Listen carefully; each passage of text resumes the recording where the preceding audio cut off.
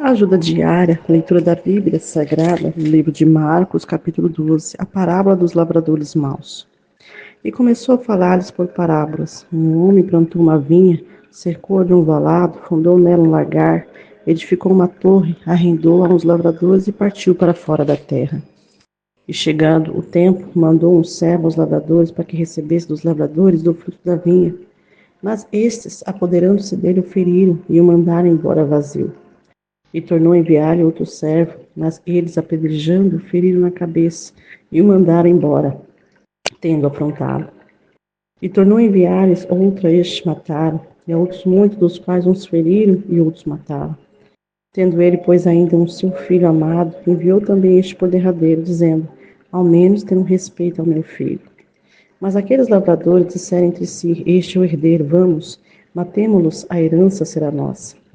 E pegando dele, o mataram e o lançaram fora da vinha. Que fará, pois, o senhor da vinha? Virá e destruirá os lavradores e dará a vinha a outros. Ainda não leste essa escritura? A pedra que os edificadores rejeitaram, essa foi posta por cabeça da esquina? Isso foi feito pelo Senhor, e é coisa maravilhosa aos nossos olhos. E buscavam prendê-lo, mas temia a multidão, porque entendia que contra eles dizia essa parábola, e deixando-o foram. E enviaram-lhe alguns dos fariseus e dos herodianos para que apanhassem em alguma palavra. E chegando eles, disseram-lhe: Mestre, sabemos que é homem de verdade, e de ninguém se te dá, porque não olha as aparências dos homens, mas antes com verdade ensina o caminho de Deus. É lícito dar o tributo a César ou não? Daremos ou não daremos? Então ele, conhecendo a sua hipocrisia, disse-lhe: Por que me tentais? Trazei uma moeda para que veja. E lhe trouxeram, e disse-lhe: De quem é essa imagem e inscrição? E eles disseram: De César. E Jesus respondeu e disse-lhe: Dai, pois, a César o que é de César, e a Deus o que é de Deus. E maravilhavam-se dele. Então os saduceus, que dizem que não há ressurreição, aproximaram-se dele e perguntaram-lhe, dizendo: Mestre, Moisés nos escreveu que se morresse o irmão de alguém e deixasse a mulher e não deixasse filhos, seu irmão tomasse a mulher dele e suscitasse descendência a seu irmão. Ora, havia 7 irmãos, e o primeiro tomou a mulher e morreu, sem deixar descendência. E o segundo também a tomou e morreu, e nem este deixou a descendência, e o terceiro da mesma maneira. Tomaram aos 7, sem contudo terem deixado descendência. Finalmente, depois de todos, morreu também a mulher. Na ressurreição, pois, quando ressuscitarem, de qual desses será a mulher? Porque os 7 a tiveram por mulher? E Jesus respondendo disse-lhe: Porventura não errais vós em razão de não sabeis a escritura nem o poder de Deus?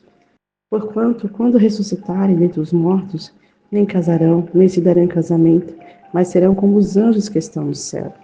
E acerca dos mortos que houver de ressuscitar, não tendes lido no livro de Moisés como Deus lhe falou da sarça, dizendo: Eu sou o Deus de Abraão, o Deus de Isaque e o Deus de Jacó? Ora, Deus não é Deus de mortos, mas sim é Deus de vivo. Por isso vós errais muito. Aproximou-se dele um dos escribas que os tinha ouvido disputar, e sabendo que lhes tinha respondido bem, perguntou-lhe: Qual é o primeiro de todos os mandamentos?